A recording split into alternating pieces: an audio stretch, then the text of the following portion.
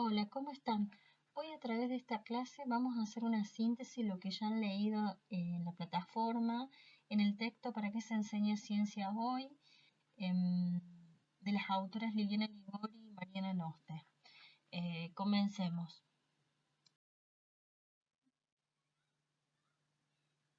Estas autoras mencionan que para enseñar ciencia es fundamental considerar al alumno como sujeto de su propia educación científica y no como objeto pasivo que recibe información y nos devuelve mecánicamente para su evaluación. Un ejemplo donde el estudiante es partícipe de su educación científica es el experimento que desarrollamos en la clase anterior, donde el alumno fácilmente puede poner en práctica los pasos del método científico. Por otro lado, también mencionan las autoras que la ciencia escolar propicia la construcción de saberes que valorizan y recrean la relación escuela, ciencia y sociedad. Hoy esta relación se puede ver en todo el mundo con la pandemia del COVID-19. La escuela, a través de la transposición didáctica, adapta los conocimientos científicos a la ciencia escolar. Más adelante veremos qué es la transposición didáctica. También estas autoras mencionan que se enseña ciencia para mejorar la calidad de vida de las personas, por ejemplo, en la prevención de enfermedades. Podríamos seguir con el ejemplo del COVID-19, donde una de las medidas de prevención primaria sería el lavado de manos y la distancia social. También se enseña ciencia para contribuir a resolver problemas con implicancias sociales que impliquen cuestiones científicas, por ejemplo, en el cuidado del ambiente, la elaboración de una vacuna, si seguimos con el ejemplo del COVID-19. Se enseña ciencia para brindar un panorama amplio que oriente vocacionalmente a los alumnos en la elección de carreras y trabajos futuros. Muchas veces se ha visto que con el pasar de los años los estudiantes eligen carreras científicas por la influencia que han recibido en el ámbito escolar. Otro punto importante que tienen en cuenta estas autoras es hablar sobre la alfabetización científica. Si pensamos en el concepto de alfabetizar en la escuela primaria, nos estamos refiriendo a aprender a leer y escribir. Por lo tanto, estaríamos aprendiendo en este caso a leer y escribir ciencia. Alfabetizar científicamente en nuestra tarea docente implica entonces incentivar la curiosidad e interés de los alumnos en un acercamiento cultural a temáticas propias de la ciencia. Por ejemplo, ¿qué será el coronavirus? ¿Los virus son seres vivos? ¿Qué son las vacunas? Seleccionar contenidos significativos que estimulen la comprensión y no la mera acumulación de contenidos. Para esto nos apoyamos en los diseños curriculares y documentos nacionales y provinciales sobre la enseñanza de las ciencias naturales. Otro punto a tener en cuenta en la alfabetización científica es privilegiar el pensamiento divergente y creativo del alumno, dando lugar a que plantee sus propios caminos de resolución de problemas que involucren lo científico. Darle la posibilidad que los estudiantes planteen posibles soluciones a los problemas planteados. Por ejemplo, en los dos experimentos que desarrollamos en la clase anterior, preguntar qué tienen en común, en qué se diferencian, qué elementos podría haber utilizado y qué otros no. Otro punto que tenemos que tener en cuenta ante la alfabetización científica es promover una postura crítica frente a la información científica que proporcionan los medios de comunicación. Estimular que los estudiantes puedan reflexionar sobre lo que están trabajando y las lecturas propuestas. Por ejemplo, ¿qué aspectos positivos y negativos trajo aparejado esta pandemia en el mundo? ¿Sí? Si ven, estamos utilizando los ejemplos de la clase pasada y usando un ejemplo que es de la vida cotidiana actual.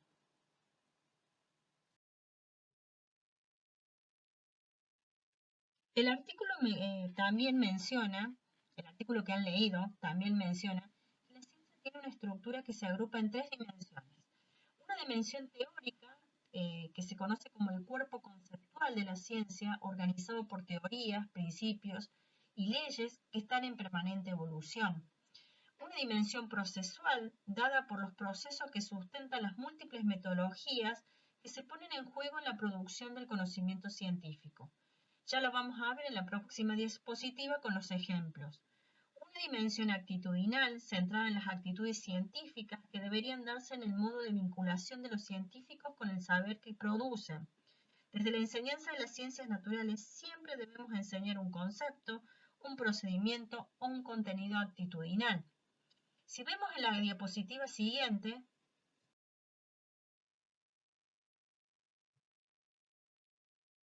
la siguiente figura amplía un poco las dimensiones de la estructura de la ciencia que ya mencionamos. Fíjense que dentro de la estructura de la ciencia podemos ver en la dimensión procesual como por ejemplo la formulación de hipótesis, la resolución de problemas, la observación, el registro de datos, el desarrollo de investigación, el diseño de experiencia y la comunicación. Eso hace también, si uno pensara en lo que ya leímos al inicio de esta materia, en hablar un poco, acá también estamos viendo algunos de los pasos del método científico. Una dimensión actitudinal que implica la curiosidad, el pensamiento significativo, el respeto por los datos, la flexibilidad, la humildad, el rigor y la paciencia. Y una dimensión teórica que agrupa a los datos, a los hechos, a los conceptos, a las teorías, a los principios y leyes.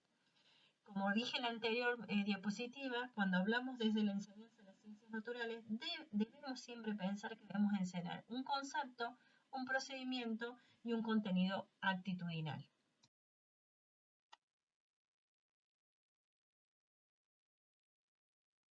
Antes de explicar este gráfico, debemos definir qué es el conocimiento científico, escolar y cotidiano. El conocimiento científico es el producido por la ciencia erudita. Por ejemplo, la estructura química que debe tener un insecticida para matar los huevos y las larvas de los mosquitos, por ejemplo, de Aedes aegypti, responsable de la enfermedad del dengue. El conocimiento escolar es el que se da en la escuela. Hay que resaltar que en la escuela no se hace ciencia, sino que se enseña a aprender ciencia en el contexto escolar, que tiene como sustento el conocimiento científico. Por ejemplo, enseñar qué características tiene la enfermedad del dengue, cómo la podemos prevenir y cómo se produce, qué acciones puedo llevar a cabo como promotor de salud en mi escuela o en la comunidad. Entonces, la ciencia escolar es el conjunto de conocimientos a enseñar y aprendizajes a construir a través de la educación científica formal, sistemática, organizada desde la escuela para que los alumnos alcancen niveles deseables de alfabetización científica. El conocimiento cotidiano, es decir, dentro de esta diferenciación de los conocimientos, el conocimiento cotidiano es aquel que se construye a lo largo de la vida y es útil para desarrollar actividades diarias en el contexto sociocultural de cada persona. Por ejemplo, el lavarse los dientes previene la aparición de enfermedades bucales. La ropa gruesa te da calor. Las plantas se alimentan por la raíz. Son algunos de los ejemplos.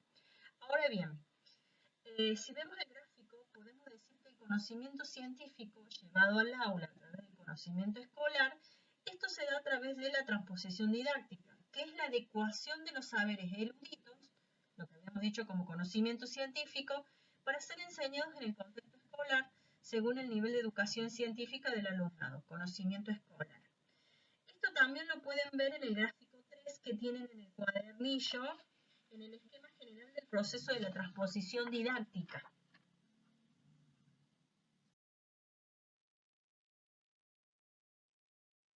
En esta diapositiva vamos a ver brevemente, mencionar un concepto que es nuevo, que son los metaconceptos o conceptos estructurantes. Los metaconceptos se basan en el principio de complementariedad de los opuestos. Así la diversidad no puede entenderse sin la unidad, los cambios sin la permanencia y los sistemas sin la interacción de las partes.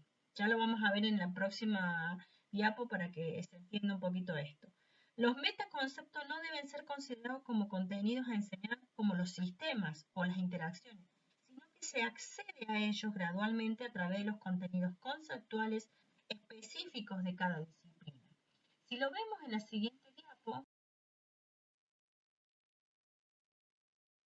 en la siguiente imagen, ustedes pueden ver que ahí nos muestra un poquito esto de los metaconceptos, conceptos estructurantes, pensadas ya desde distintas disciplinas. Fíjense que en la base están todas las disciplinas, en este caso las disciplinas de las ciencias naturales, que son la física, la química, la biología, la ecología, la geología y la astronomía. donde cada una de esas disciplinas tiene conceptos que son específicos a las disciplinas. Y en esa interacción entre los conceptos propios de la disciplina y otras áreas curriculares, en este caso relacionadas con las ciencias naturales, se encuentran los metaconceptos, donde si habíamos visto en la definición, los metaconceptos siempre se basan en el principio de complementariedad de los opuestos, es decir, cuando hablamos de unidad, que es único, también tenemos que hablar de diversidad. Cuando hablamos de sistemas, hablamos de cambios. Es decir, si uno piensa en la unidad, ¿cuál es la unidad de los seres vivos? Y vamos a pensar que es la célula. Si uno habla de cuál es la unidad del sistema nervioso, es la neurona. Si hablamos de diversidad, hablamos de diversidad de formas, de diversidad de estructuras. Podemos hablar de la diversidad desde los reinos hasta podemos hablar de la diversidad de las estructuras que están relacionadas, por ejemplo, en los seres vivos para el movimiento, para la alimentación. Cuando hablamos de sistemas y cambios, recuerden que el sistema es un conjunto de partes que funcionan coordinadamente, entonces podemos hablar de sistemas como el sistema digestivo, el sistema respiratorio, que estos sistemas a su vez producen cambios. Y bueno, y esto es así, es a grande rasgo, ¿sí? Es un ejemplo de lo que serían los metaconceptos.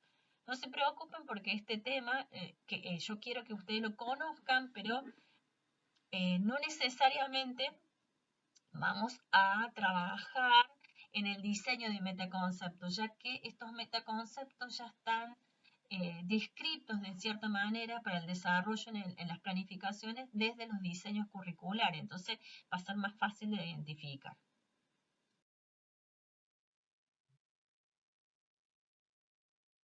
Una cosa que me quedó de la diapositiva anterior, que en los metaconceptos que dijimos que se basan en el principio de complementariedad de los opuestos, teníamos por un lado unidad y diversidad, y por otro lado cambio y permanencia, son opuestos. Yo les había mencionado sistema y cambio. No, es decir, teníamos unidad y diversidad por un lado, como que son opuestos, es decir, y por otro lado cambio y permanencia. Y en el medio nos quedan los sistemas. Recuerden que un sistema es un conjunto de partes que funcionan coordinadamente. Y de alguna manera, toda esta unidad y estas diversidades, el cambio y la permanencia, hacen al funcionamiento de un sistema también. Bueno, como para ir sintetizando, en esta clase lo que se vio, vimos rápidamente, era por qué enseñar ciencia hoy, cuál es su estructura, es decir, cuál es la estructura de la ciencia, qué es la alfabetización científica, diferenciamos conceptos como el conocimiento escolar, el cotidiano y el científico, vimos algunos ejemplos. Aprendimos sobre el proceso de transposición didáctica y conocimos un poco sobre los metaconceptos, que eso lo vamos a desarrollar un poco más, más adelante. Por esto también con estos temas en general vamos cerrando ya la unidad número 1. En las próximas clases haremos una síntesis de todo lo visto a lo largo de esta unidad y desarrollaremos las consignas del primer corte evaluativo. Bueno, espero que les haya servido esta presentación para aclarar los temas ya vistos y leídos. Nos encontramos en la próxima clase. Chau, chau.